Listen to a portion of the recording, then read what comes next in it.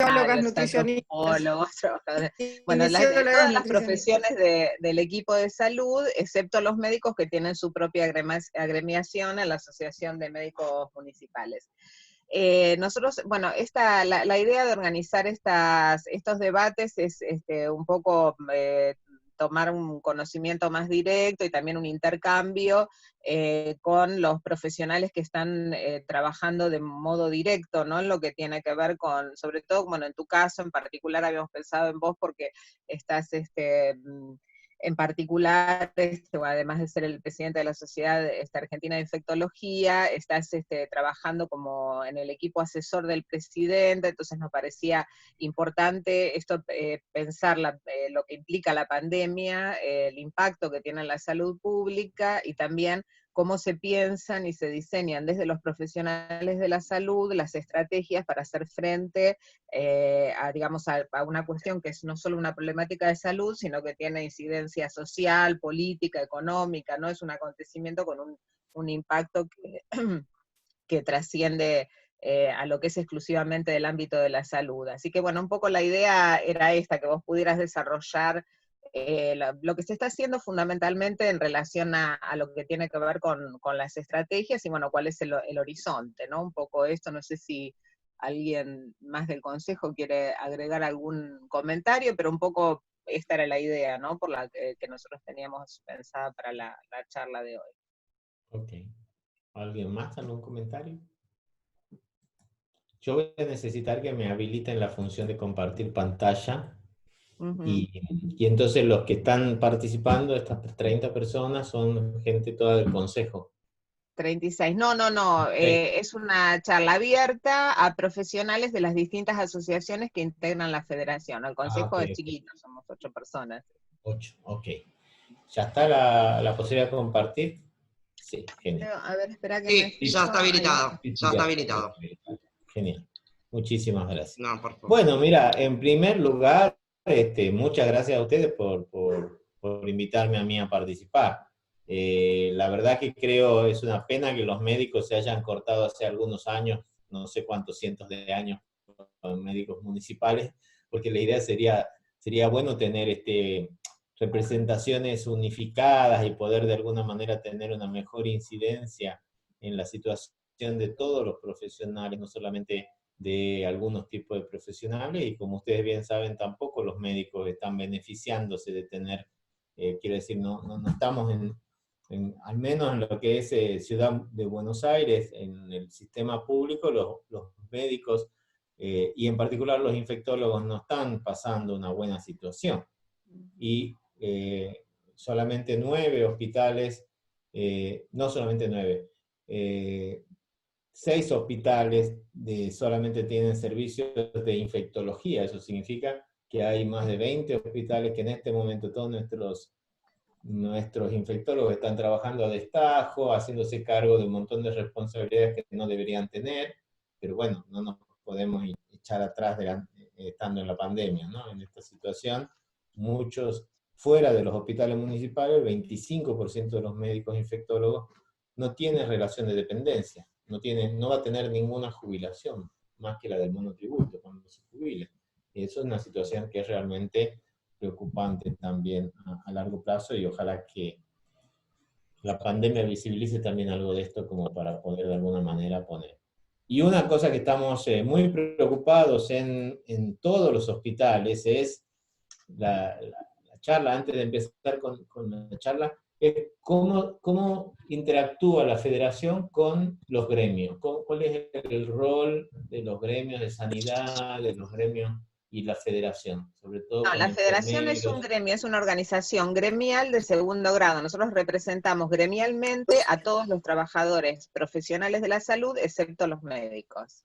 Incluso los que están en FATSA o en algunos otros gremios, No. digamos. No, eso es privado, nosotros es dentro del gobierno, de lo que es el ámbito del gobierno de la Ciudad de Buenos Aires, es decir, los hospitales públicos, centros de salud, nivel central, Okay. todo lo Perdona la ignorancia, pero entonces no hay gremios de enfermeros en el hospital público, por ejemplo. Bueno, eso da para otro Zoom, Omar. Tenemos, en realidad el tema de enfermería es uno de los más complejos. Nosotros tenemos una organización dentro de la federación que es de la representación, quienes representan a licenciados en enfermería, ¿no? Que son los profesionales universitarios de la enfermería. Pero enfermería es digamos, hay profesionales y también hay digamos, enfermeros, lo que se llama enfermeros profesionales, y también hay personas con nivel terciario, digamos, hay distintos grupos conforman enfermería. Y la representación, digamos, de enfermería está como repartida, la mayoritaria es UTECBA, que es el gremio general, de la que tiene la representación mayoritaria de cantidad de enfermeros afiliados, está ATE también, que representa otra porción, y nosotros que representamos otra porción exclusivamente de los licenciados y licenciadas, ¿no? A nivel profesional. Eso es una de las cuestiones más complejas, pero bueno, te insisto, para otro Zoom, porque parte de, obviamente, en la primerísima línea en este momento, frente a la pandemia, están enfermeros y enfermeras, y bueno, en condiciones de trabajo que son muy inferiores a las que tenemos el resto de los profesionales de la salud, porque tienen sueldos mucho más bajos, tienen un sistema por el cual hacen módulos para tener un salario mayor, con lo cual hay una sobrecarga de trabajo, es decir, bueno, es uno de los sectores más complicados dentro de lo que es los trabajadores de la salud, ¿no? Sí, ahí tendríamos que, después de esta charla, coordinar para ver alguna acción que podamos hacer para visibilizar de alguna manera la tarea de los profesionales médicos y no médicos dentro del gobierno de la ciudad y nuestra respuesta a la pandemia, ¿no? Porque creo que es un momento de poner algo de presión. Bueno, ¿quieren que comencemos y les cuente un poquito de lo que es el coronavirus? La idea, yo armé una charla de lo que es el coronavirus, cómo es el impacto individual, de salud pública, transmisión, todo eso. No sé si esa era la expectativa. La expectativa, si es esa, es tener claro entonces que esto es un coronavirus, que es la primera vez que aparece en los humanos, pero no es el primer coronavirus que ha pasado de animales a humanos. Ya habían pasado MERS, ya había pasado SARS, y entonces cuando aparece esto en Wuhan, cuando hay una neumonía muy, muy importante en noviembre, en 20 personas en un mercado, a partir de ahí se empiezan a hacer los estudios, y cuando se confirma que eran coronavirus, pero que no eran ninguno de los anteriores, ahí es donde surge la gran preocupación, y el 7 de enero surge la alarma porque es un coronavirus que nunca antes había afectado a humanos. Y eso se dan cuenta porque daba positivo para las pruebas de coronavirus, pero todas las PCR para coronavirus eran no detectables, y cuando amplifican el virus, cuando hacen la secuenciación del virus, descubren que es un coronavirus que nunca se había afectado a la especie. 96% de homología con el que está en los murciélagos, que en esta especie ya se lo venían, digamos, se sabe ya de hace mucho que es una de las especies que infectadas por coronavirus que es más importante, y donde hay un juego permanente de mutación y de no afectación del huésped. Y se supone que hay un huésped intermediario, que se supone que es ese famoso pangolín, pero que la homología no ha permitido todavía determinar si realmente es ese o no, y están esperando nuevos datos. Y están esperando nuevos datos, y es importante eso, y la OMS va a ir a hacer esa evaluación dentro de poco con un grupo grande de expertos, porque se han generado toda una discusión de si esto se creó en el laboratorio o no se creó en el laboratorio, si lo tiraron los chinos para matar a los yanquis, si lo tiraron los yanquis para matar a los chinos, y se están tirando las cadenas. La verdad que cuando uno lee la literatura acerca de eso, lo que dice la literatura es que las mutaciones que ha hecho el virus en el murciélago para poder adaptarse y afectar o unirse al receptor AC2 de los humanos, han sido tantas y en sitios tan diversos, y ha sido tan casual que eso puede haber saltado y pasado, que si uno hubiera querido hacer ese salto de forma artificial, no hubiera requerido tantas mutaciones, hubiera sido mucho más simple el tema, y hubiera dejado de todos modos una señal en esa inserción, cosa que no se pudo identificar, y entonces por eso la teoría es que los datos apuntan, esto es un spike, o sea, esto que se une al AC2 está presente en todos los coronavirus en animales, entonces es muchísimo más probable que esto haya sido una teoría, una evolución natural y una mutación natural, que alguien se haya tomado el trabajo de generar de tantas mutaciones inútiles y hubo alguna que otra mutación efectiva que haya permitido esta unión. El virus sigue mutando y que siga mutando hace que se vaya adaptando y se vaya marcando la identidad en los diferentes lugares por donde va pasando, y así se ve que salió de China y que después se fue diversificando hacia un grupo en sudeste de Asia, un grupo en Australia, y como ven en el grupo europeo, que nosotros estamos más del lado del grupo europeo, al igual que Brasil, ¿no? Que viene a través de los casos no directamente desde China, y sirve para la biología molecular y sirve para ver por dónde viene pasando. La vía de transmisión, la más importante, es justamente la posibilidad de estar a menos de 2 metros de distancia entre una persona que tiene coronavirus, una persona que no lo tiene, y esta persona sin barbijo y hablando, digamos. Entonces, eso genera justamente la mejor de las situaciones y el evento más común por los cuales se produce la contaminación, que es justamente estar cerca de otra persona. También puede esta persona aerosolizar el virus. En una tos muy grande puede haber en un ambiente muy cerrado, el virus puede andar en el aire y estar 1, 2 o 3 horas, dicen algunos estudios, aunque el impacto de esto en la transmisión, sobre todo en los hospitales, parece no tener tanta importancia, porque hemos visto que cuando las medidas de aislamiento se toman de contacto y de gota se llevan a cabo en forma adecuada, la transmisión es muy poco frecuente, y casi siempre hay un evento que facilite la transmisión. Casi siempre en los hospitales hay un evento en el cual el médico no ha comido con otra persona, en los cuales el trabajador ha salido a fumar, o se han juntado a tomar mate, o han estado discutiendo mucho tiempo en una sala pequeña. Pero en los lugares donde se cumplen las medidas de aislamiento, de contacto de gota y los 2 metros de transmisión, la posibilidad de contagios espontáneos del personal ha sido muy baja. Obviamente también pueden contaminar las superficies por estas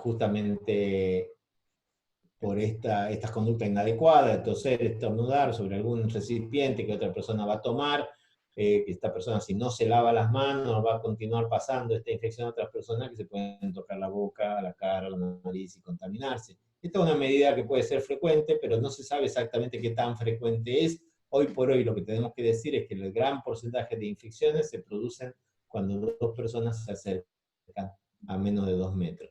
En la superficie el virus puede estar viable, puede estar hasta 3 días, pero cuando se han hecho estudios, por ejemplo, de cuánto en las habitaciones se puede ver que las personas que tienen coronavirus infectan toda la habitación y se puede identificar el virus ahí, pero cuando se limpia con lavandina, el 100% de estos virus dejan de ser viables. Entonces realmente las medidas de desinfección funcionan, y hay que recordar que siempre tenemos que tener mano de alcohol en gel, el alcohol a 70 o el agua con lavandina para poder desinfectar las superficies si estamos trabajando con gente que esté contaminada.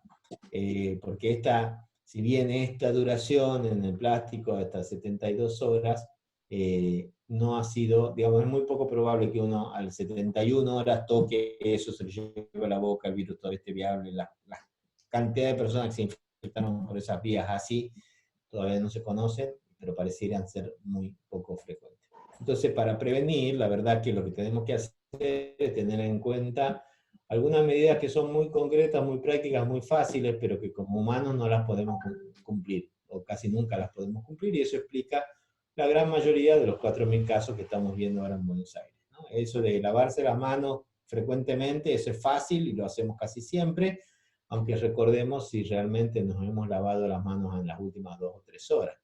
Toser o estornudar tapándose la boca y la nariz lo aprendieron los chicos en la epidemia de gripe, es fácil de implementar, nadie tose ahora en público porque te miran feo, entonces es algo que es fácil.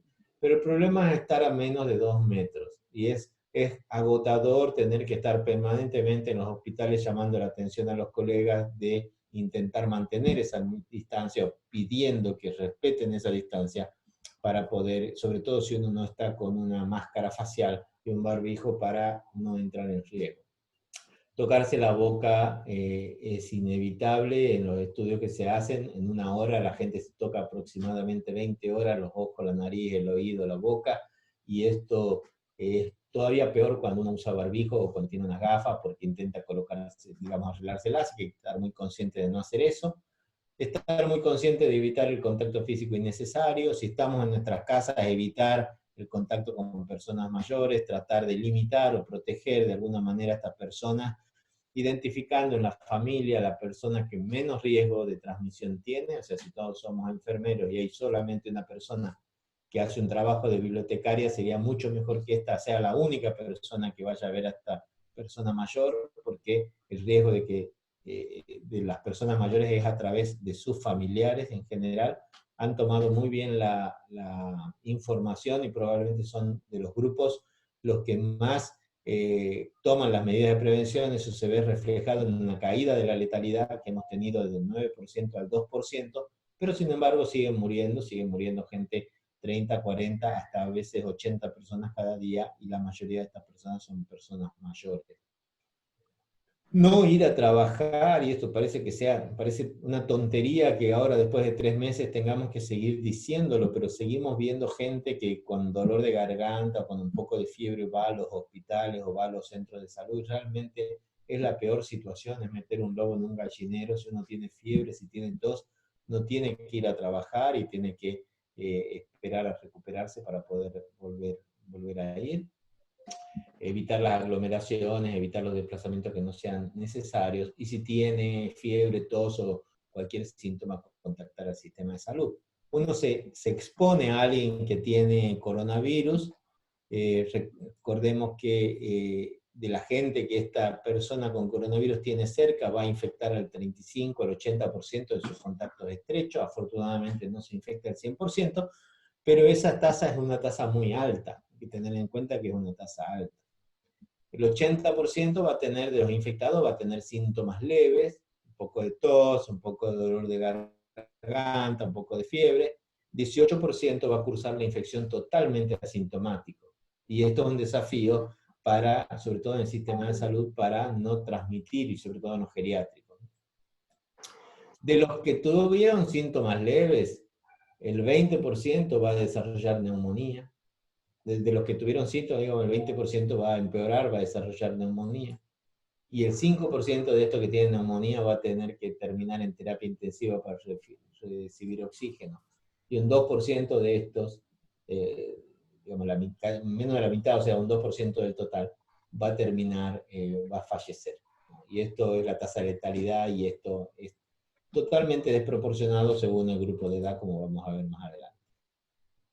Ya deben haber escuchado, ya nos hicimos todos epidemiólogos. El R0 es una medida de contagiosidad, cuánta gente contagia. Si uno, como esta señorita, solamente tiene una enfermedad que solamente contagia a una persona, un R0 de 1, que uno contagia a 1, entonces la epidemia va a mantenerse estable en la comunidad, no va a cambiar, y si estas personas que se contagiaron se mueren, va a bajar.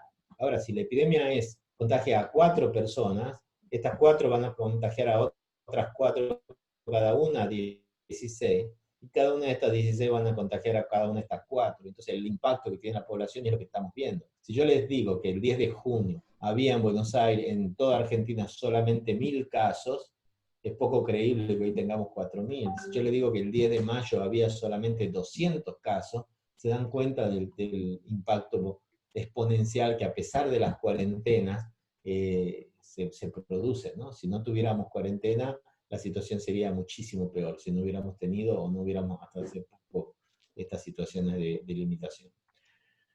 Obvio que hay otras enfermedades que son peores, sarampión, difteria, polio, en términos de R0, pero estas enfermedades tienen vacuna. Entonces, gran proporción de la población está vacunada. Entonces, cuando llegan y se ponen en contacto, muchas de estas personas no se infectan. 80% dijimos así, son sintomáticos, que pueden ser síntomas leves, fiebre, cansancio, tos seca, pero también fiebre alta, neumonía, problemas para respirar.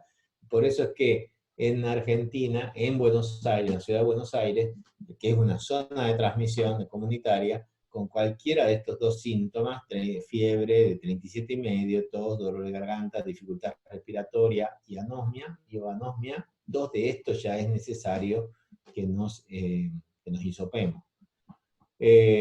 También, si cualquier paciente que tenga estos síntomas que requieren internación, obviamente también se tiene que hisopar, pero si tiene un solo síntoma, como con cualquiera de estos, un solo síntoma, pero es contacto estrecho, es personal de salud, es personal que haya viajado, que viva en barrios vulnerables, también tiene que hisoparse. Entonces, la fiebre no es lo más frecuente, 80% tiene fiebre, no es no es una fiebre demasiado alta, 37,5, la mitad de la gente tiene 37,5, pero en ocasiones puede ser fiebre muy alta.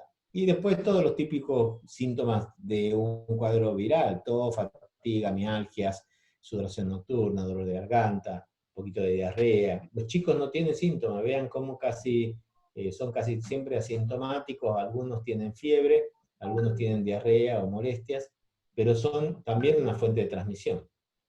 Y hay cosas que los médicos van a ver en las guardias, que son cosas rarísimas, a veces pueden pasar, el hecho de un paciente que entra en coma y que tiene una ACV, Guillain-Barré, una alergia importante y que puede ser la primera manifestación de este coronavirus, insuficiencia renal aguda, hematuria, conjuntivitis o infartos, son casos también atípicos de coronavirus que son más para el resorte del que está en la guardia para que no se le pase por alto alguna situación en periodos de pandemia, digamos, como en situación de circulación comunitaria como el que vivimos aquí, pero que no es lo más común, digamos, no es la definición de caso.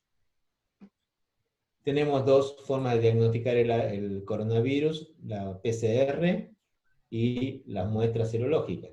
La PCR se hace justamente para identificar pedacitos de ácidos nucleicos del virus que está en la garganta, está detrás de la nasofaringe, y por eso se hace el hisopado nasofaringeo mejor que el orofaringeo y mejor que la saliva para tener una mejor sensibilidad con esta técnica. No aparece el día que uno se pone en contacto con una persona en coronavirus, aparece recién después de un periodo de incubación de aproximadamente 5 días. El periodo máximo de positividad de estas PCR son entre el 7º y el 10º día. Por eso que en la ciudad de Buenos Aires, cuando uno tiene un contacto estrecho, sugieren hacerle la PCR a los trabajadores de salud después de 10 días. Y después va descendiendo lentamente, y por eso es que ahora, si ya pasaron más de 10 días de estar asintomático, del inicio de los síntomas y estando asintomáticos, para el alta en las personas con enfermedad leve no es necesario hacer una nueva PCR como se hacía antes para dar de alta. Las pruebas serológicas, el problema de las pruebas serológicas es que recién empiezan a levantar anticuerpos entre la segunda y tercera semana del inicio de los síntomas. 99% de sensibilidad, pero después de 21 días. Esto significa que a esta altura esa persona ya no contagia, esta persona ya es imposible identificar quién la contagió, y ya no vamos a hacer nada porque esa persona ya está curada, prácticamente curada, ¿no? Entonces el valor individual de estas pruebas es muy limitado, pero se utilizan para saber si el virus anda dando vuelta mucho por la comunidad. Por ejemplo, sabemos que lo vamos a ver después, les voy a mostrar que en algunas de las ciudades hay diferente variabilidad de esta serología positiva.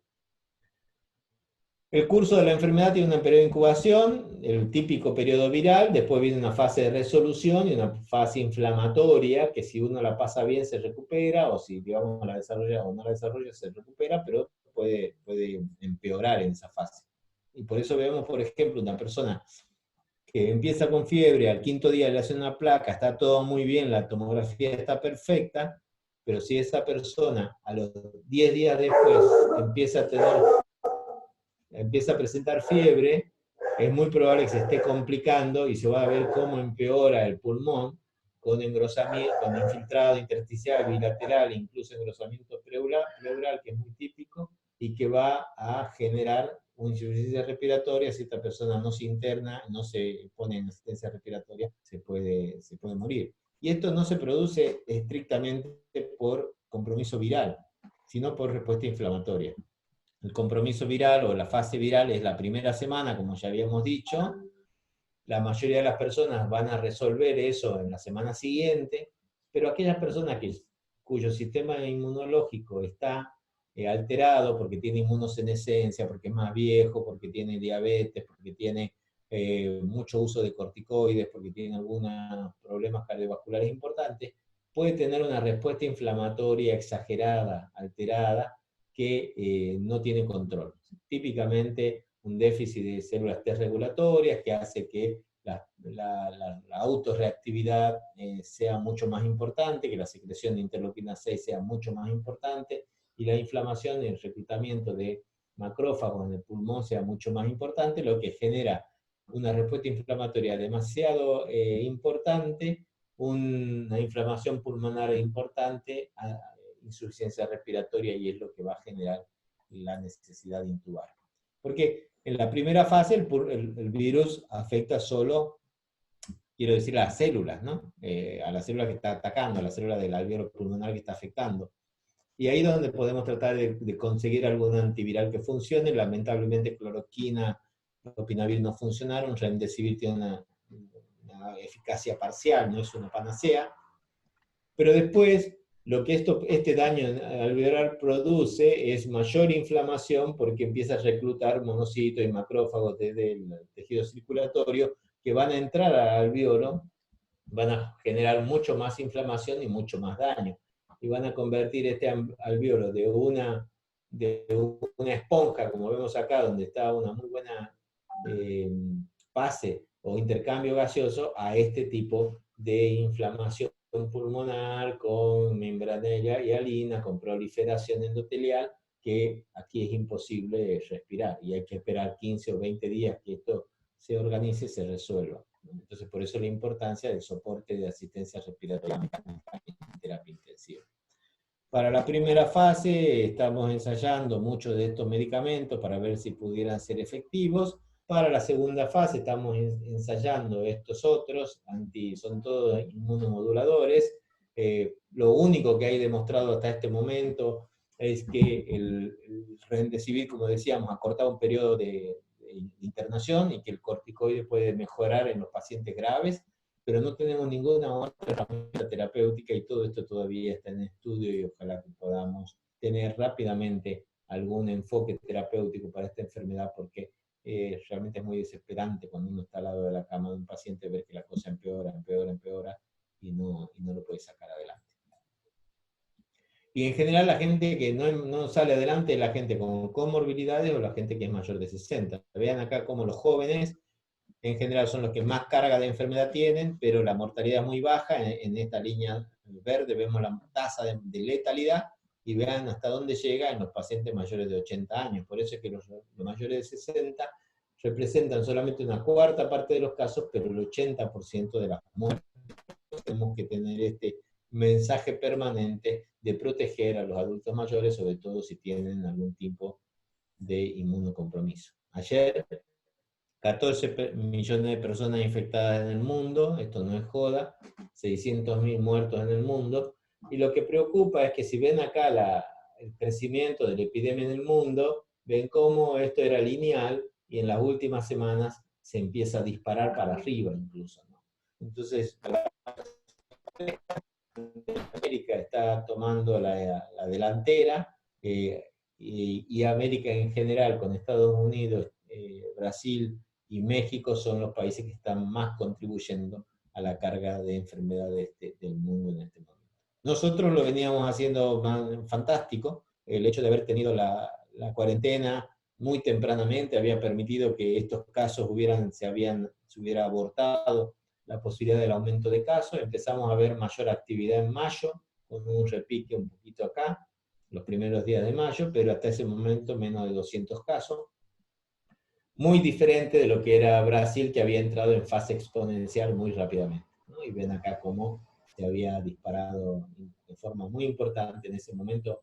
Miren, 150.000 casos en Brasil, ahora van por los millones, y Argentina 5.000, ahora vamos por 100.000 casos. Porque eso es lo que queríamos hacer, queríamos abortar este pico, el sistema de salud que es el que está en la línea punteada, y por eso era importantísimo bajar achatar esta curva, disminuir la carga total de personas enfermas, porque cada persona que evitamos que se infecte son miles de personas en el futuro que no se van a infectar, y además vamos a salvar o vamos a permitir controlar, digamos, la posibilidad de poder tratarlos bien en el hospital.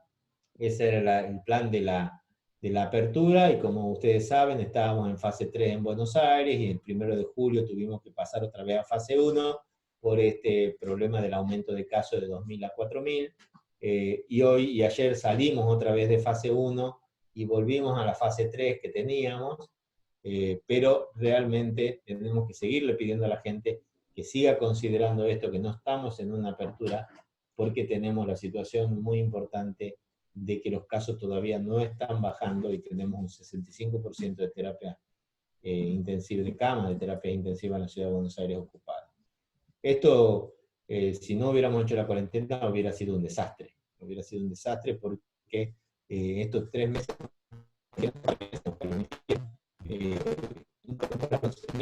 al sistema, 56 centros de internación en el país, 2 hospitales modulares, 400.000 pruebas de PCR, 4.000 enfermeros, 1.200 médicos, equipo de protección personal, o sea, todas estas cosas que para ahora nosotros es complicado en los hospitales atender y llevar adelante la actividad diaria, hace 4 meses hubiera sido imposible poder manejar, y hubiéramos realmente estado en situaciones críticas, angustiantes y desesperantes todos, porque estamos viendo hoy situaciones desesperantes. Imagínense lo que hubiera sido esto sin nada de este tipo de preparación. Y no había otra alternativa, porque ya sabíamos, o ya sabemos, que la inmunidad de rebaño no es algo que podamos decirle que se puede hacer. No le podemos decir, salgan, infectense para lograr un 60% de inmunidad para que la gente no ya pase la epidemia. ¿Por qué no podemos hacer eso? Porque en los países que hubo muchísimos muertos, en los países que hubo desastre en el sistema de salud, como, o en las ciudades como Nueva York o Roma o Madrid, menos del 20% de las personas después de pasado el pico tienen serología positiva. Eso significa que si ustedes vieron las imágenes del las imágenes del Central Park de Nueva York, donde se empezaron a poner fosas comunes, si eso se produjo solamente con la infección del 20% de las personas, imagínense lo que hubiera sido si se hubiera permitido que se llegue a infectar el 60% de las personas. Eso por eso generó la gran cuarentena en ese momento, y eso permitió bajar en forma rápida los nuevos casos y poder controlar la transmisión y el testeo, la búsqueda de contactos, y eso fue lo que motivó que ahora Nueva York tenga 600 casos diarios y mucho menos que nosotros. El país que sí lo quiso hacer, el país que siguió diciendo, porque en esta teoría del rebaño se metieron Chile primero, después Brasil, después Estados Unidos, todos estos países tuvieron que caer en hacer cuarentenas también. El país que siguió adelante con su propuesta de este tipo, Londres, ¿se acuerdan que Londres levantó esta idea cuando tuvo que internar a su primer ministro? Pero Suecia seguía empezó a ver que había aumentado por 15 la cantidad de muertos en su país a comparación de otros países cercanos, y tuvo también que empezar a imponer cierres y mayor distanciamiento en países donde de por sí ya para que tengamos en cuenta que cuando escuchemos inmunidad de rebaño, dejemos bien claro a la gente que eso no es una estrategia factible desde el punto de vista de salud pública. Lamentablemente, no hay felicidad completa, y en mayo la situación se empieza a descontrolar en la ciudad de Buenos Aires y en la provincia de Buenos Aires posteriormente. Miren acá, en mayo teníamos 100 casos en el país, en junio teníamos 1.000 y hoy tenemos 4.000. Y los casos totales en mayo eran 65% en la ciudad y en la provincia de Buenos Aires, y hoy es más del 95%, o sea, la epidemia está concentrada en este distrito en particular, y estamos exportando pacientes con virus a otros distritos, generando pequeños microbrotes en otros lugares. Miren la curva, yo les mostraba antes la del mundo, nosotros veníamos mejor que el mundo, muy por abajo del mundo, y de pronto en mayo empezamos en exponencial, y todavía no lo podemos bajar. ¿Por qué empezamos con exponencial? Por empezar, hemos tenido el problema de los brotes en los geriátricos y en los hospitales. Es muy importante recordar que nosotros somos una de las fuentes más importantes de brotes, y muy raramente somos infectados a través de pacientes. La gran mayoría del personal de salud se está infectando por transmisión horizontal, ya sea porque no tiene la capacidad adecuada, ya sea porque no tiene la medida adecuada, y sin máscara, estamos a menos de 2 metros de otros colegas, vamos a comer al comedor juntos y nos sacamos el equipo de protección y comemos con otra persona a menos de 2 metros, o vamos a fumar y compartimos una charla con alguien en la puerta. Y esas son situaciones que se han venido viendo en forma reiterada en muchas clínicas privadas y también en muchos hospitales. Y nos está generando bajas importantes en los hospitales de la ciudad privada,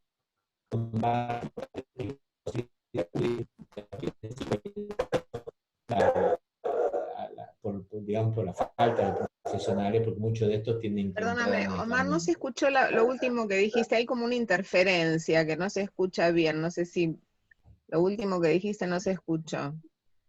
A ver, ¿escuchan ahí? Sí, ahora sí. Sí, casi todo el tiempo te escuchamos, pero hay unas interferencias y lo último... Puede ser mi perra que está gritando, perdón. También sí la escuchamos.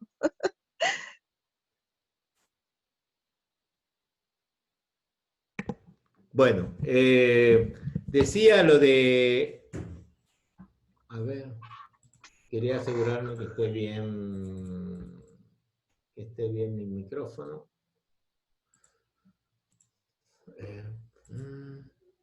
Sí, creo que estoy bien. Bueno, Sí, ahí se ¿hola? hace. A ver. Un segundo. Tengo un problema del altavoz, sí.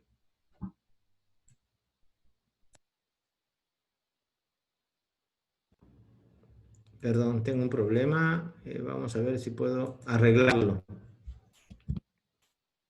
Ahí se te escucha bien. Ahora no.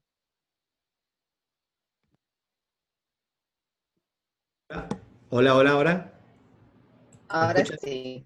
Bueno, ahora sí, perdonen, sí. No, está bien. No sé qué habrá pasado, a veces pasa.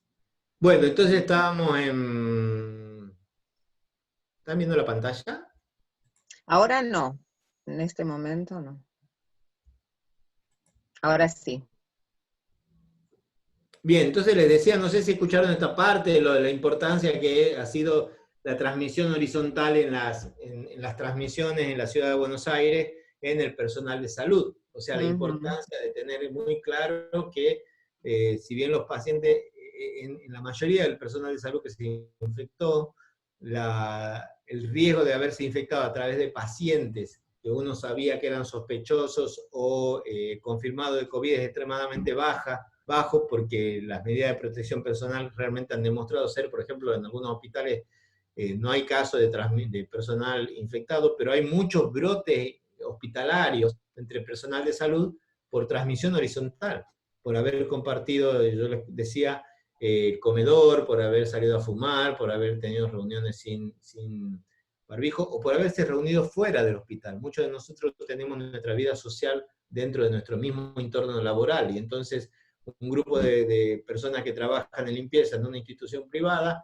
sale de la clínica, pero se junta en la casa de alguien para festejar un cumpleaños, cosa que no debería ser, y a la semana hay 7 personas infectadas en la clínica, ¿no? Con todo el impacto que eso significa si 7 personas en el mismo momento del mismo sector caen infectadas, y que está poniendo en juego en muchas situaciones a muchas clínicas privadas. Y después, obviamente, el tema de los barrios vulnerables, pensar que estas personas que viven en estos lugares van a poder hacer un aislamiento adecuado, van a poder estar separadas 14 días si tuvieran que estar en contacto estrecho, si fueran un contacto estrecho y tuvieran que estar en aislamiento, es ridículo, porque sabemos que la vida en estos barrios es afuera de las casas, justamente por esta poca disponibilidad de espacio y necesidad de buscar el recurso diariamente.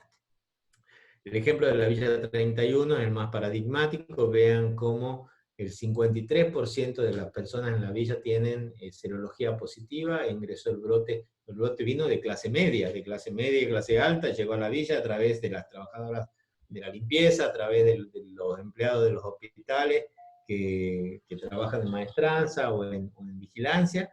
Se extendió en forma furibunda dentro de la villa entre el mes de mayo, generando una gran carga en todo el sistema de salud, y ahora ya por suerte se contuvo, pero dejó un 50% de prevalencia, cuando en la ciudad de Buenos Aires en total la prevalencia es del 3%, ¿no? Entonces realmente hay que tener mucha alerta en estas situaciones, y lo que tenemos que hacer es tener claro que tenemos que evitar las nuevas infecciones, detectar lo más temprano que podamos, aislar a las personas durante todo el periodo infectivo y a todos los contactos durante los periodos infectivos, y tratar de promover, ayudar y participar en estudios clínicos para evaluar e encontrar en algún momento una vacuna, una profilaxis o un tratamiento. El país que ha mantenido esta situación a raya ha sido Nueva Zelanda, un país chiquitito, tiene isla, es una isla, no tiene introducción desde afuera. Vean cómo es la curva de los casos, como yo les mostraba, cómo está chata, y la de Argentina cómo está subiendo para arriba. Sin embargo, no hay felicidad completa, iban a alargar el anuncio de que era un país libre de coronavirus, y llegó un vuelo desde Inglaterra, cuando abrieron los vuelos, a pesar de todos los screenings, a pesar de todos los controles, 2 personas no dijeron que tenían fiebre, se tomaron un paracetamol porque querían ir al velorio de un familiar, no dijeron que iban a ir a un velorio, y generaron un brote adentro del país que estaba limpio, que ya se está controlando, pero tuvieron 3 casos todavía, y en total ya llevan 20 muertes. El impacto en la salud general es muy importante, y hay que tener mucho cuidado con esto, porque uno puede hablar de frenar todo hasta que pase la pandemia, si eso significa frenar todo durante 1 o 2 semanas o un mes. Pero claramente todos nosotros tenemos gente que hacemos seguimiento, y que esta gente necesita de alguna manera retomar sus medidas preventivas y de atención, sobre todo cuando hablamos de enfermedades crónicas, cáncer, HIV, diabetes, enfermedades cardiovasculares. Sepamos igualmente que la gente hoy en los países está muriendo de coronavirus. No hay un exceso de muerte por enfermedad cardiovascular o diabetes. Sabemos que tenemos que recuperar estos pacientes, pero hoy el exceso de muerte que hay es relacionado al coronavirus. Y eso ha picado en forma muy importante en todos estos países desarrollados, y se ha hecho manifiesto en estos países muy desarrollados. Sepamos también que las únicas medidas que han demostrado hasta ahora salvar vidas y disminuir, digamos, de alguna manera el riesgo de mortalidad, han sido estas cuarentenas que hemos tenido que imponer en forma diferente en los diferentes países, que han evitado el 90% de los potenciales contagios con toda esa proyección, y que nos ha dado una fama. Ahora ya estamos un poco descontrolados, pero al inicio nos dio una fama regional importante, y a otros países le ha permitido salvar también 3 millones de personas, por ejemplo, en Europa. Nosotros decíamos que, en marzo decíamos que si la cosa no hacíamos nada, si no se imponía ninguna cuarentena, iba a haber 29 millones de infectados en el país, que si se hacían algún escenario intermedio nos iba más o menos mal.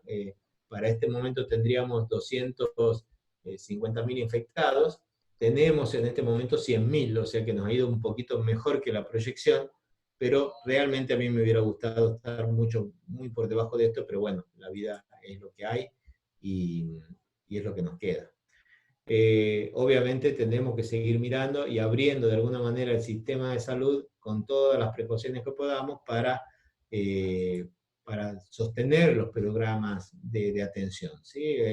Hay mucha evidencia de que muchos de estos programas no están funcionando porque la gente no quiere ir a los hospitales, mucha gente no quiere ir ni siquiera a las guardias, y menos si saben que en esos lugares atienden para coronavirus. Hay poca claridad por ahí en la transmisión de la información a la gente, de que hay un sector para febriles, hay un sector para no febriles, que la transmisión dentro del hospital, si está bien delimitada, es excepcional, pero también hay problemas para el traslado, hay falta también de una atención, hay falta de oferta también, muchos de nosotros hemos bajado mucho la carga horaria, y entonces eso complica un poco el seguimiento. Las consultas generales han caído un 50% en la Argentina, las consultas hospitalarias, el control de embarazo, miren, de alto riesgo, un 25%, y el control de niños sanos un 50%, así que también ya es hora de, en algunos de nuestros programas, empezar a reactivar algunas de las cosas, sobre todo utilizando en la medida de lo posible las herramientas tecnológicas que tenemos, como la teleconsulta, la receta electrónica, la facilidad que están dando algunos hospitales para extender la medicación crónica sin receta, si la retiran del hospital, en particular los programas de HIV. Pero toda la actividad bajó, digamos, pero una de las cosas que asusta un poco también es la falta de internación en cardiología, la disminución de internación en unidad coronaria y la disminución de los procedimientos por angioplastía, ¿no? Entonces eso quiere sugerir también que quizás hay escondido dentro de este aumento de muerte por coronavirus un aumento o algunos casos de personas que se pueden estar infartando y no están yendo al sistema de salud porque tienen miedo, no están yendo a la guardia y finalmente terminan aguantándose en su casa un dolor precordial y quizás algunas de estas personas fallezcan anticipadamente. Entonces, ¿qué tenemos que hacer? Bueno, tenemos que llamar si tenemos síntomas de coronavirus, consultar si tenemos otros síntomas, retomar los controles y nunca dejar de tomar la medicación crónica. Obviamente, si cualquiera de nosotros estuvo en contacto con una persona, caso confirmado, y el contacto tiene las características de contacto estrecho, o sea, estuve más de 15 minutos, menos de 2 metros, sin barbijo, tengo que estar en aislamiento. Si tengo síntomas, yo tengo el caso de una conocida que tiene un hijo chico, separada, no tiene quien lo cuide, empezó con tos y fiebre, y dijo, no voy a consultar nada, no voy a consultar porque no tengo con quién dejar mi bebé. Bueno, finalmente no consultó. Bueno, entonces, si no consulta, tiene que quedarse en aislamiento 2 semanas, y tiene que estar muy cuidadosa por si se complica, digamos, ¿no? Porque uno no sabe quién de todos nosotros son los que se van a complicar, de las personas que se complican en los jóvenes. Es claro saber que se van a complicar los mayores de 60, que se van a complicar los diabéticos, los hipertensos, las enfermedades cardiovasculares, los asmáticos crónicos, pero una gente joven a veces se complica y no hay un predictor importante para identificarlo. Y ante cualquier duda de tos, de carraspera, de dolor de garganta, mejor no ir a trabajar, mejor quedarse en casa, hacer el aislamiento y sostener entre 1 y 2 semanas, idealmente, para no ponerse en riesgo y no poner en riesgo a otras personas. Es importante, digamos, esto de apoyar los programas de testeo y la búsqueda de los contactos, declarar todos los contactos que uno tiene si tiene la mala suerte de tener coronavirus, porque justamente la estrategia más importante es el aislamiento y el testeo de los casos sintomáticos y de todos sus contactos. Cuando uno logra hacer con sus contactos, es mucho más efectivo que solamente cuando se dedica al caso sintomático o a los testeos masivos. Y bueno, ustedes ya saben lo que es tratar de hacer el testeo y la búsqueda de los contactos, es tratar de cortar estas cadenas de transmisión que se ven acá en B, o sea que una persona, la A podría haber infectado al B, al C y a este otro cuadradito que por suerte no llegó a infectar, y al haber identificado tempranamente al A, se puede cortar esta cadena de transmisión acá que podría seguir diseminando. Lamentablemente a veces no siempre se llega a tiempo, y cuando el contacto A ya cuenta quiénes fueron sus contactos, el B, el C ya están contagiados, ¿no? Pero lo ideal es lo antes posible. Así que bueno, hasta acá es lo que tenía preparado para ustedes. Ojalá que puedan tener algunas preguntas o algún interés en particular y podamos conversar. Bueno, muchas gracias, Omar. La verdad que clarísima tu exposición, muy, muy bien. Pensamos particularmente en vos porque nos parece que tenés una claridad para transmitir muy, muy importante. Así que muchas gracias. Y bueno, abrimos ahora el espacio para preguntas a través del chat. No sé si hay el chat o si quieren levantar la mano y hacer alguna pregunta. No sé, Anita, si estás ahí, como para dar las intervenciones. Sí, sí, Sí, estoy ahí. acá. Bárbaro. Si piden la mano, se las voy dando. O por chat. Bueno, sí. Igual se deben haber aburrido de escuchar siempre lo mismo en los medios y de, No, oye, igual ¿qué surgen muchas, yo te voy a hacer algunas consultas puntuales, alguna en principio. Hiciste una referencia que es algo que está, particularmente en la ciudad de Buenos Aires, se está hablando bastante en los últimos días, que es esto de la inmunidad de rebaño, ¿no? Que para mi gusto es un poco confuso cuál es el número, el porcentaje de esa inmunidad de rebaño, ¿no? Porque si yo no entendí mal, lo que plantea el ministro de Salud de la ciudad es que con un 20% de porcentaje de personas con anticuerpos en la Ciudad de Buenos Aires, y creo que hay estudios que se van a hacer de cero prevalencia en los próximos días en relación a eso, ya está, consideraría que ya está lograda la inmunidad de rebaño. ¿Puede ser o es una interpretación Es una errada? interpretación de él, es muy cuestionable, Pero no es hay así, ¿no? De evidencia. lo que Hice justamente la mención porque él toma esos datos de Nueva York. Nueva York logra un 20% de inmunidad y a partir de ahí empiezan a ver cómo empiezan a controlar el brote en la ciudad y hoy, como les decía, tiene 600 casos. Pero no es una cosa independiente de todos los esfuerzos de búsqueda de contactos. Cuando vos implementar en este momento en ninguna parte del mundo, para tener inmunidad de rebaño, digamos, para controlar una epidemia tenés dos situaciones. O generás o la epidemia es estacional, y el dengue es una epidemia estacional porque se produce cuando se aumenta la concentración de mosquitos, de rebaño. Y eso se puede generar, y eso se puede controlar sola la epidemia, ¿no? Entonces, vos tenés antes tenías sarampión, entonces o el Zika, digamos, el Zika se controló porque se infectó todo el mundo de Zika, y entonces ya en Brasil no hubo este año, el año siguiente no hubo más episodios de Zika. Pero en este caso, no hay en esta enfermedad, en ningún modelo, en ninguna parte del mundo, después de 5 años de epidemia, en todos los países del mundo, hasta la isla más pequeña, en ninguno de estos países la curva bajó espontáneamente. El único que había hecho una sugerencia de que había bajado espontáneamente era Israel, y en este momento están otra vez en pico ascendente. ¿Qué hizo que baje la curva en todos los países y qué hizo que se dé la forma del pico famoso? Las medidas de prevención. Tradicionalmente, desde Wuhan, cuando explota el tema, ponen la cuarentena, y después Europa empieza a ver que empiezan los casos a aumentar, y cuando aumentan y se desbordan, meten las cuarentenas, y todo eso fue bajando. Australia, Nueva Zelanda, Argentina, Uruguay, algunos otros países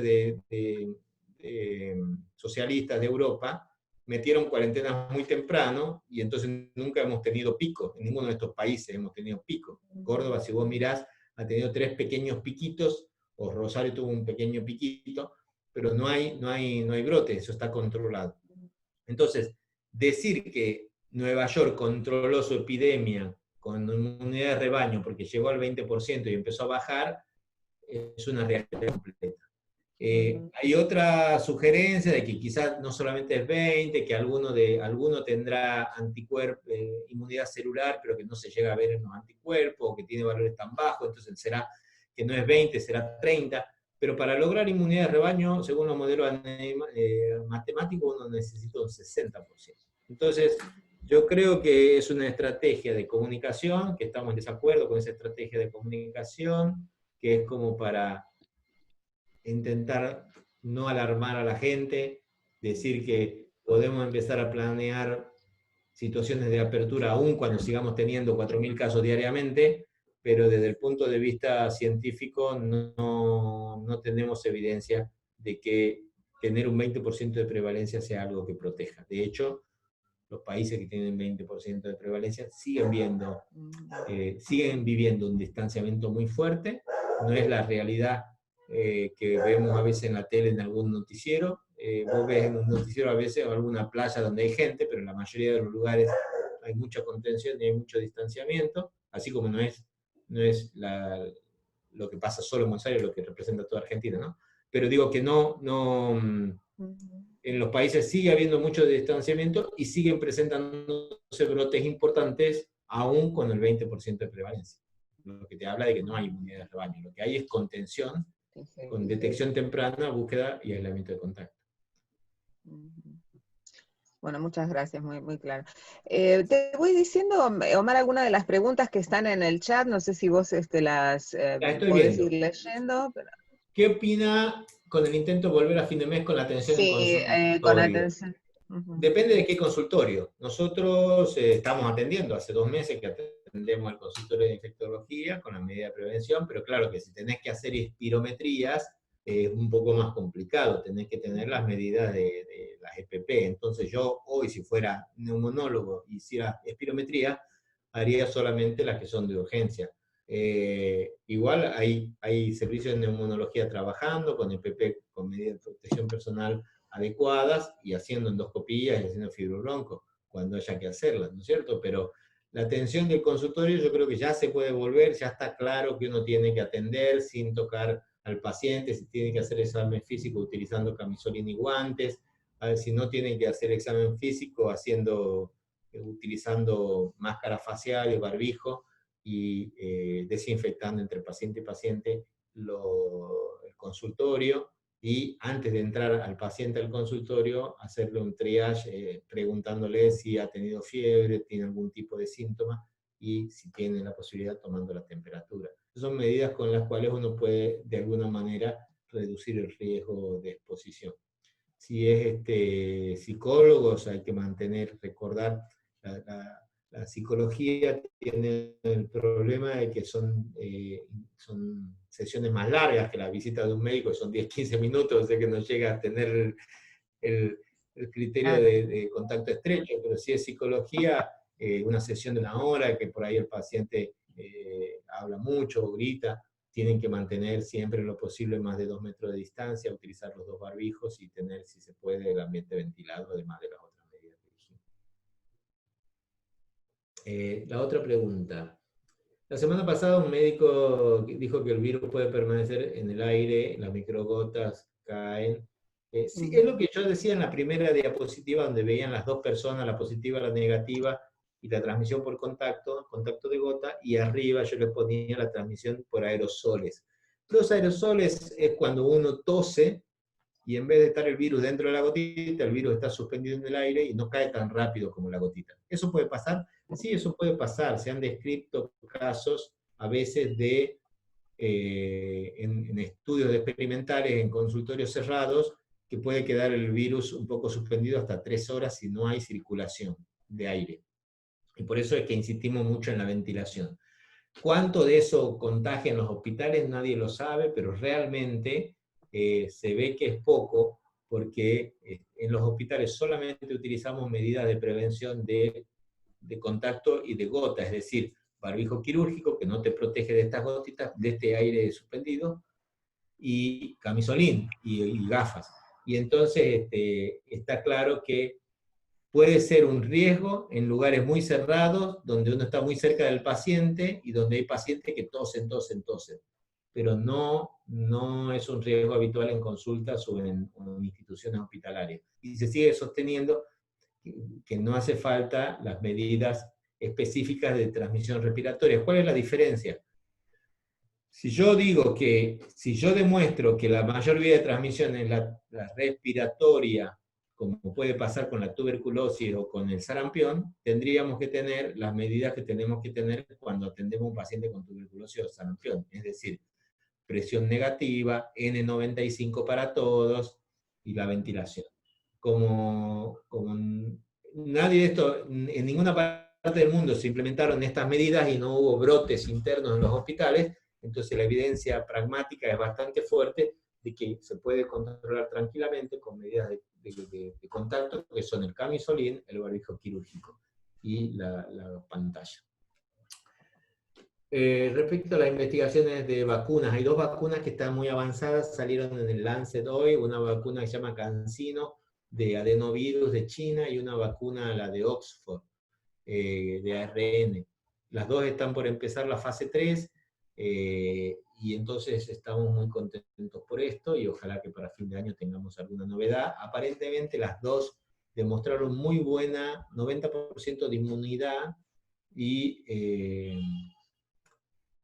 una tasa de efectos adversos realmente baja, digamos solamente de dolor, hinchazón, un poco de fiebre, pero ninguno de los dos estudios ha mirado eficacia. Quiero decir, ninguno de los dos estudios todavía son estudios muy cortitos, de 1 mes y de 2 meses, para ver si realmente los humanos hacen anticuerpos. Ahora falta que esos humanos se expongan, o sea, que los sigamos mirando durante el tiempo, a ver si tienen la mala suerte de infectarse alguno o no, y si estas infecciones en los dos grupos son diferentes, ¿no?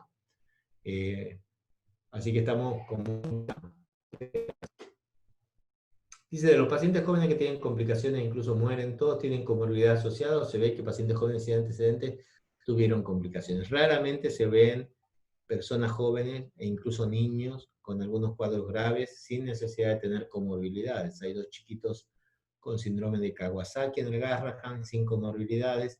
Hay gente joven que se ha infartado, digamos que ha tenido un infarto o ACVs importantes, o meningitis por coronavirus, y no tenían esta... Es raro, como es raro que haya una cardiopatía dilatada por un citomegalo y una persona joven se muera, pero puede pasar. Entonces es mejor no tener este coronavirus. Esta semana leí en Mesquite un artículo de Australia y otro de Francia donde ponen que hay mayor evidencia de que los niños no serían un vector de transmisión. Muy clara la exposición. Así es, no son el vector de... Antes se creían que era que transmitían muchísimo. No transmite...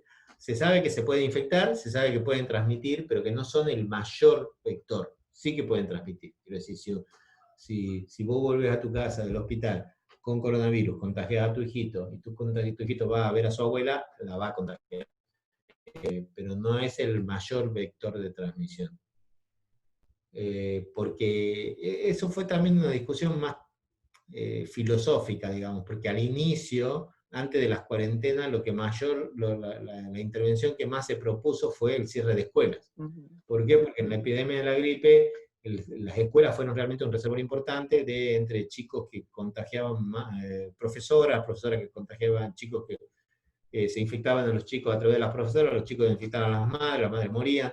En esta epidemia no fue el modelo, y de hecho los chicos tienen muy poca enfermedad clínica, pero sí que pueden contagiar. Con discapacidad, ¿cómo hacen? Con discapacidad, supongo.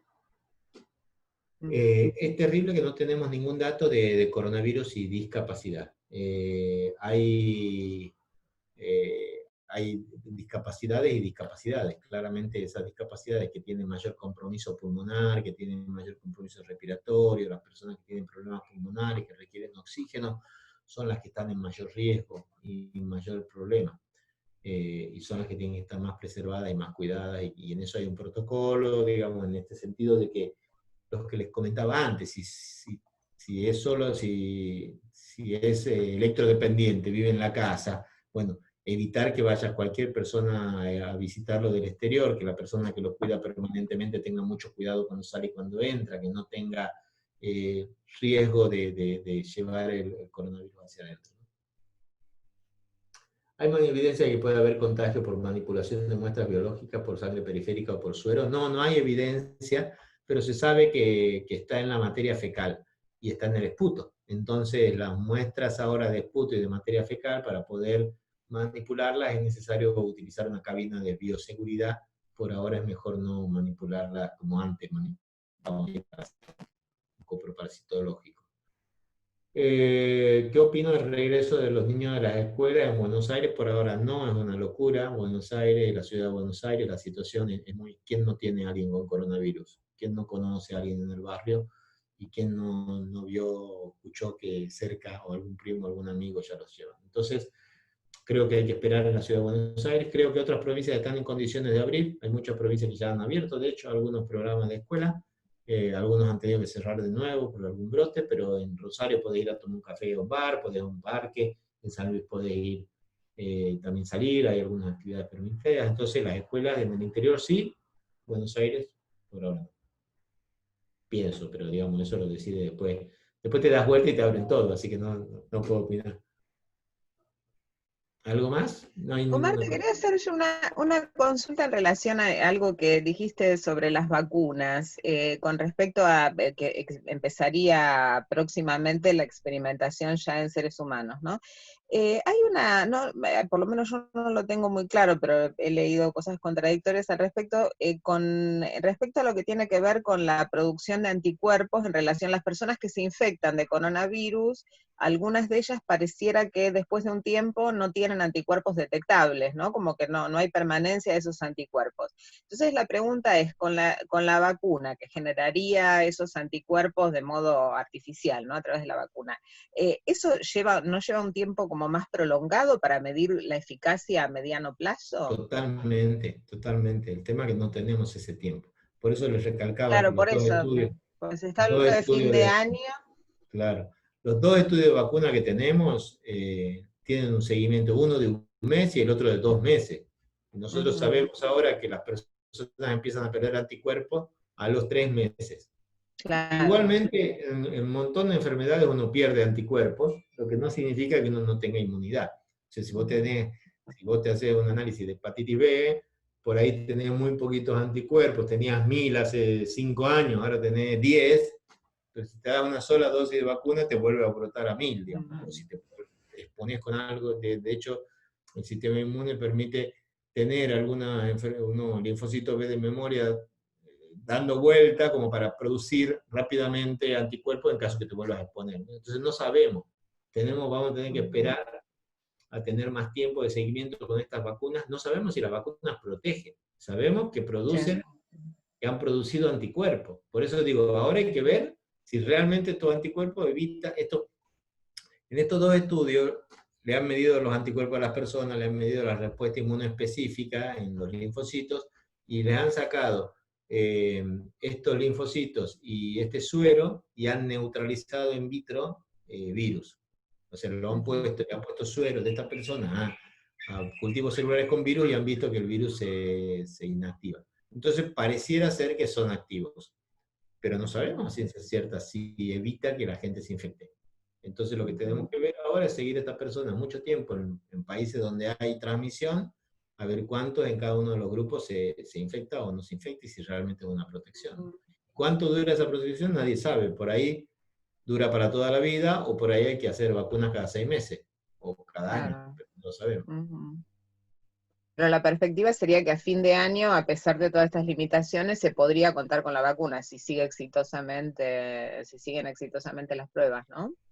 Y es que hay una especie de aceleramiento fabuloso en todos los sistemas para poder lograrlo, a tal punto que se han hecho cosas que antes hubiéramos pensado que no se iban a hacer nunca, digamos, como participar en una investigación firmando electrónicamente un consentimiento, o que la ANMAT te apruebe un estudio en 2 semanas en vez de 3 o 4 meses que demoraban antes, no solamente la ANMAT, toda la unidad de investigación internacional, porque hay como una necesidad, pues no hay nada, no hay otra opción. Entonces, en ese sentido,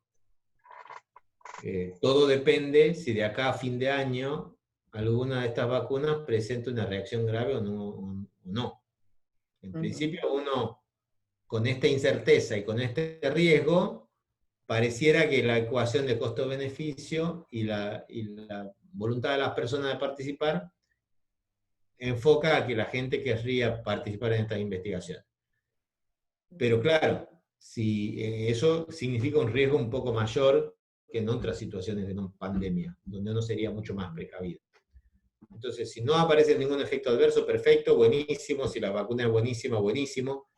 Pero si mañana aparece una parálisis flácida después de una vacuna, o si aparece una reacción alérgica grave, bueno, eso te va a retardar un montón, porque hay mecanismos de salvaguarda y que si aparece un evento no esperado grave, hay que realmente estudiar eso un poco mejor, ¿no? Acá hay una pregunta sobre ELISA, y el test de ELISA es un test serológico. ELISA significa el método y se usa para HIV, se usa para hepatitis, para cualquier tipo de método test serológico que se hace en una máquina, en un laboratorio. Y entonces, en estos test de ELISA lo que miden son o IgM o IgG, o algunos IgA también. Pero las inmunoglobulinas, como yo decía al comienzo, aparecen después de 2 a 3 semanas del inicio de los síntomas. O sea que no te sirven para saber si estás portando el COVID, el coronavirus. Te sirven para saber si lo tuviste antes. Porque cuando ya te llega el resultado, al igual que las pruebitas rápidas de dedo, ya el coronavirus lo más probable es que ya haya pasado. O lo más probable es que si vos te lo haces cuando tengas fiebre, que no te salga... Si te lo haces cuando no tenés fiebre, lo más probable es que te salga negativo. Ahora, si vos sos asintomática y te haces uno de esos y trabajás en un hospital y toda la semana te lo haces, bueno, posiblemente en 3.000 puedas capturar 2 o 3 que justo se habían infectado y de casualidad eran asintomáticos y de casualidad salió. Pero como estrategia masiva para todas las personas de riesgo bajo o moderado no es costo efectivo.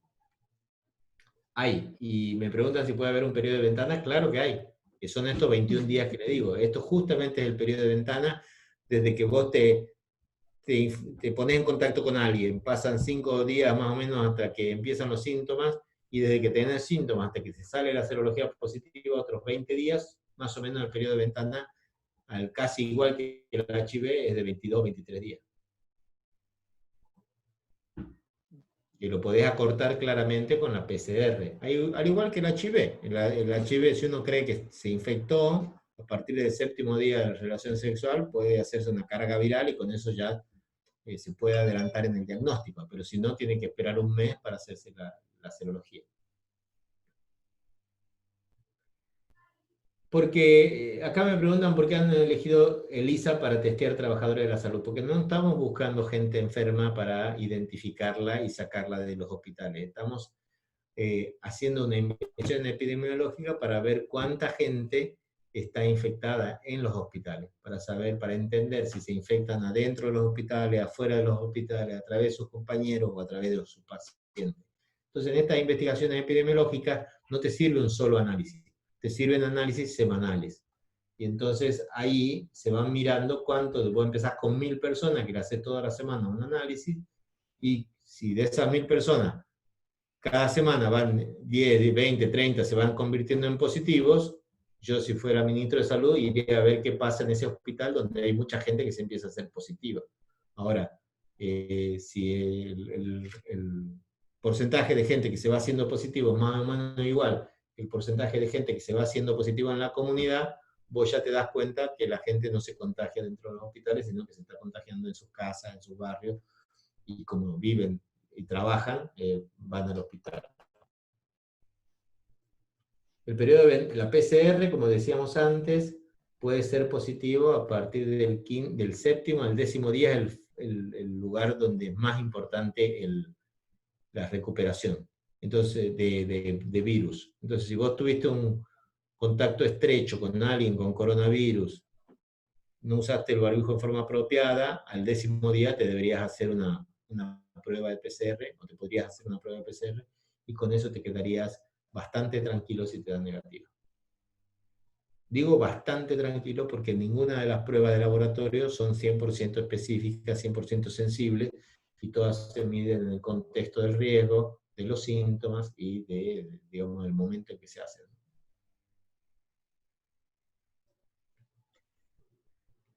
Bueno, acá hay una, voy a decir que no había más preguntas, pero hay otra. ¿Qué significa usar el barbijo en forma apropiada es apropiada? fácil, digamos. Esto no es usarlo bien, hay que usarlo así, ¿no?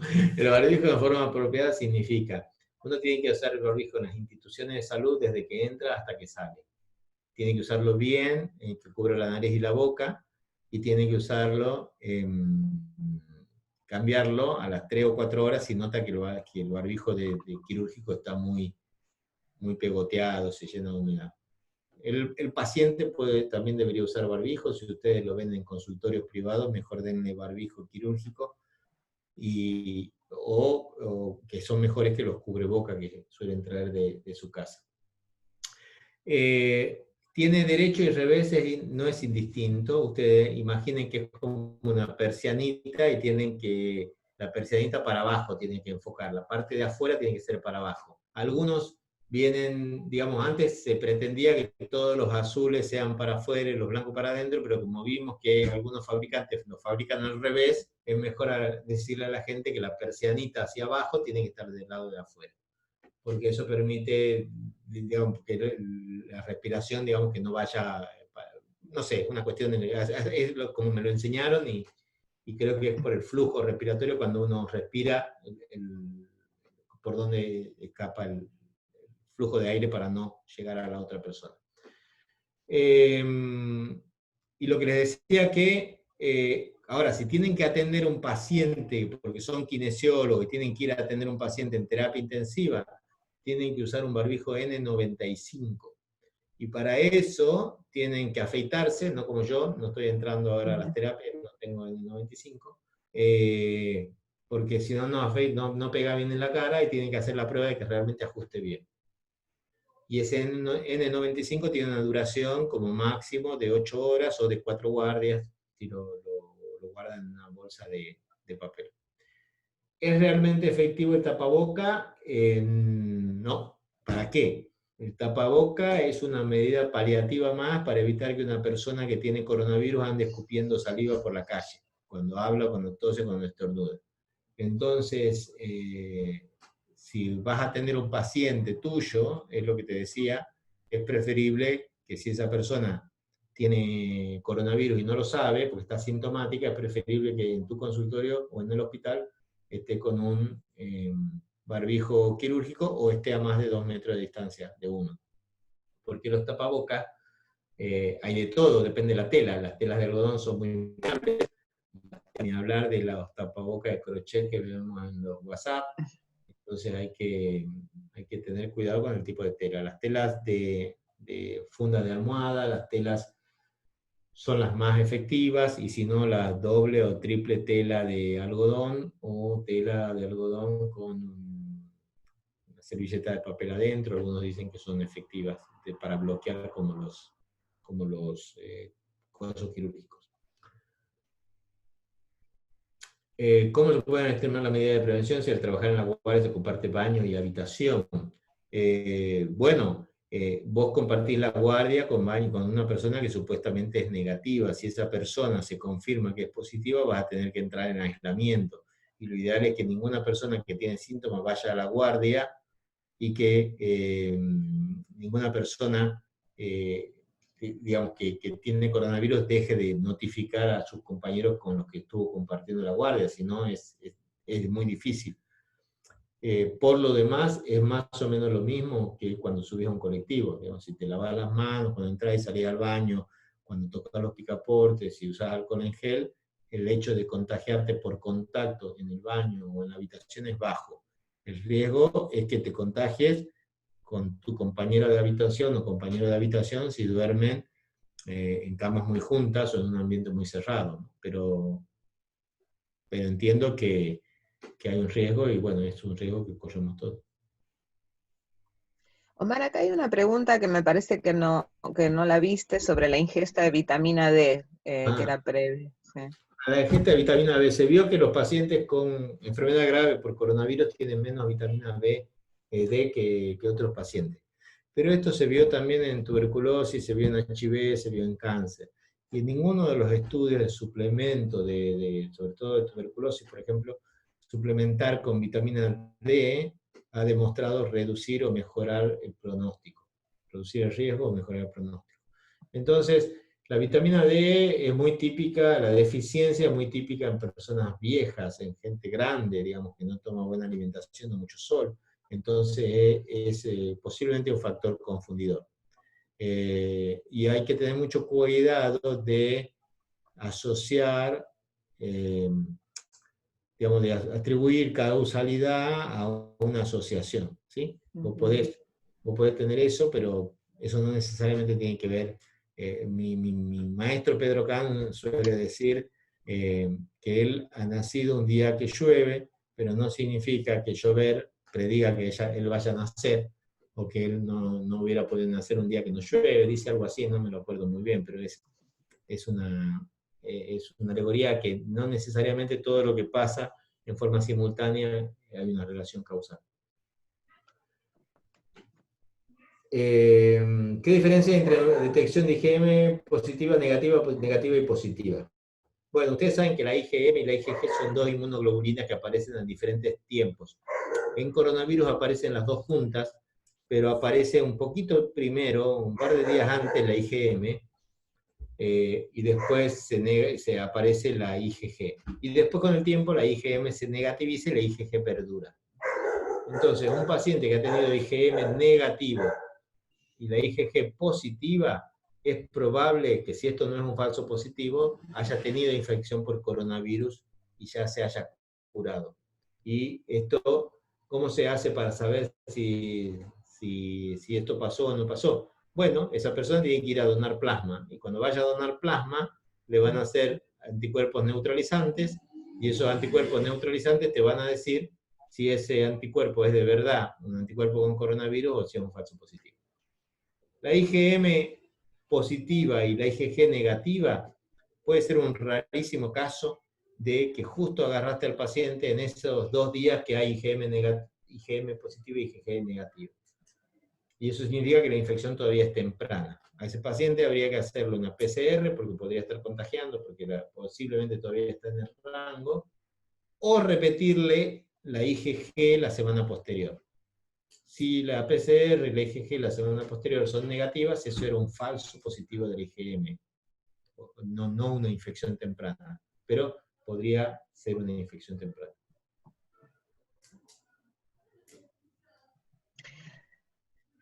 Bueno, si no hay nuevas preguntas, dada la hora, porque te hemos exprimido, Mar. Bueno, yo diría de ir cerrando y bueno, agradeciéndote muchísimo, la verdad que muy, muy, muy clara tu Sí, la verdad.